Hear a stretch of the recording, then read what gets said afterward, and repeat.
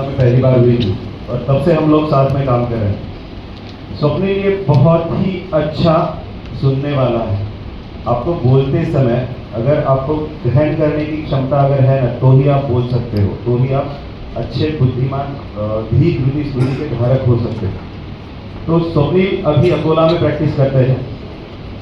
मर्म चिकित्सा और कायरोप्रैक्टिस में स्वप्निल का इतना बड़ा क्या कहते हैं योगदान है कि वो इंटरनेशनल ट्रैवल करके सिखाने के लिए जाता है।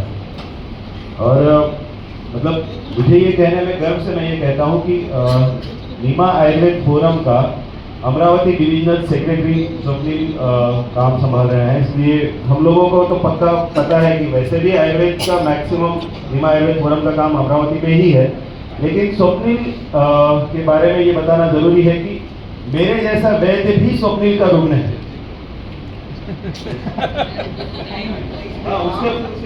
हाँ, मुझे ये लगता है कि वो जो बताएगा आप तब तक मुझे भूल जाओ। बिल्कुल स्वप्निल, माइक आपके पास। Thank you sir.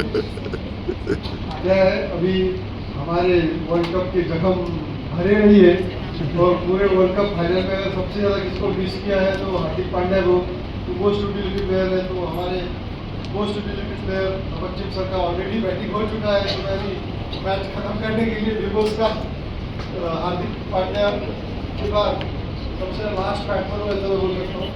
तो first of all good morning. Good morning. Good morning. मैंने गुड मॉर्निंग नहीं बोला, मैंने गुड मॉर्निंग बोला। मॉर्निंग। और ये मैं नहीं कहता हूँ, ये आयुर्वेद कहता है सर। सॉरी टू से, हम इंस्टेंट पेन मैनेजमेंट पे बात कर रहे हैं, लेकिन मैंने हल्दी की बात से बात शुरू की क्योंकि मेरे पहले किसी को भी टेस्ट में इतने, सॉरी मैं उनका नाम नहीं याद कर पा रहा हूँ, लेकिन बताया है कि चिकित्सा नास्ति निष्फला, और उसके पहले का जो श्लोक है, उसकी जो पहली पंक्ति है, क्वचित धर्म क्वचित मैत्री क्वचित अर्थ, यानी हम अर्निंग केवल पैसों का नहीं कर सकते, हम हमारे धर्म का भी अर्निंग कर सकते हैं, हमारी ख्याति का भी अर्निंग कर सकते हैं। और इंस्टेंट पेन मैनेजमेंट ये एक ऐसा सब्जेक्ट है जो आयुर्वेद वैद्यों को एक नई पहचान दिला है। अभी हमारे एक ज्येष्ठ मेरे गुरुतुल्य बंधु ने कहा कि कुछ दिनों बाद आयुर्वेद पीपल्स को लोग पेन किलर्स कहना शुरू कर देंगे। तो आज आपने सभी ने सुबह से देखा होगा। सो नेक्स्ट, तो coming to the topic osteopathy and chiropractic, ये दो सब्जेक्ट है और इन दोनों के बारे में बहुत सारे लोगों को थोड़ा कंफ्यूजन है कि what is osteopathy and what is chiropractic. ये दोनों भी मैनुअल थेरेपीज आते हैं और मैं ये कहना चाहूँगा कि ये मैनुअल थेरेपीज को अगर आप डीप रूटेडली देखोगे जाके, तो इनका ओरिजिन ऑलरेडी हमारे आयुर्वेद में मर्म के तौर पर बताया गया है। और नहीं केवल मर्म, इसके अलावा जितनी भी मसाज टेक्निक्स है, जितनी भी सेहत की टेक्निक्स है, ये सारी उससे जुड़ी हुई है, ऑस्टियोपैथी और कायरोप्रैक्टिस से। हमको सिर्फ सुश्रुत ने जो बताया है वो 108 या फिर बृहत्त्रयी में उल्लेखित मर्मों के बारे में ही पता है, लेकिन इसके अलावा बहुत सारे ऐसे ग्रंथ हैं जिनमें मर्मों के बारे में बताया। परशुराम संहिता के बारे में कितने लोगों ने सुना है? परशुराम संहिता एक ऐसी संहिता है जिसमें वार के लिए बताया गया है। जो इंडियन मूवी था, अभी सर ने थोड़ी देर पहले बताया, उसमें जो मर्म का उल्लेख किया गया है कि मर्म से आघात कैसे किया गया, ये परशुराम संहिता में बताया गया है। और परशुराम संहिता में 5000 मर्मों का उल्लेख किया गया है।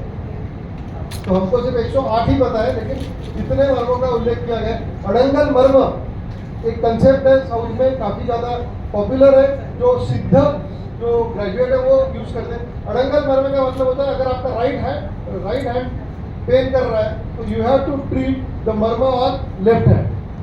तो उसे इस कंसेप्ट पे बेसिस है और इसी कंसेप्ट पे जापान में कोची नाम का एक कंसेप्ट डेवलप हुआ है जो इंटरनेशनली रिकॉग्नाइज है। जब मैं जापान में गया, मैंने जब वो कोची देखा तो देन ऐसे मुझे पता चला कि ये तो अड़ंगल मर्म है एग्जैक्टली। इससे बड़ी बात मैं एक कहना चाहूँगा, जब मैंने mastery certification in manual therapy from UK के हैंड्स ऑन सेमिनार यूएसए से किया, तो उन्होंने हमको मायोफेशियल ट्रिगर पॉइंट सिखाए एंड दे वर एक्जैक्टली 108। तब मुझे ऐसा लगा कि मैं कितना बड़ा बेवकूफ़ हूँ, लाखों रुपए खर्च करके मेरी प्रैक्टिस बंद करके I am learning myofascial trigger point, जो कि दूसरे तीसरे कुछ नहीं हमारे मन में।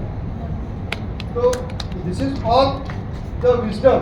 जैसे किनी मैडम ने बताया हमने कि रिसर्च क्या होता है, हमने कभी हमारी जो चीज़ है उसको कभी पहचानने की कोशिश ही नहीं की। जैसे सर ने कहा कि we are lacking in devotion, हमने कभी उसको समझने की कोशिश ही नहीं की कि बिकॉज हर कोई बोलता है मुझे, मैं अभी तक 300 से ज़्यादा डॉक्टर्स को मैं ट्रेन कर चुका हूँ मैनुअल थेरेपी में, मुझे हर कोई पूछता है सर इसमें किसका रिजल्ट है, उसमें किसका रिजल्ट है, सर शिशु में किसका रिजल्ट आएगा। मैं कहता हूँ don't follow the result, follow the process. So please मेरा जो भी समय है मैडम ये 2 मिनट उसमें से काट देना। तो उसका रीज़न ऐसा है कि मैं प्रोसेस फॉलो करने वाला इंसान हूँ। अगर मुझे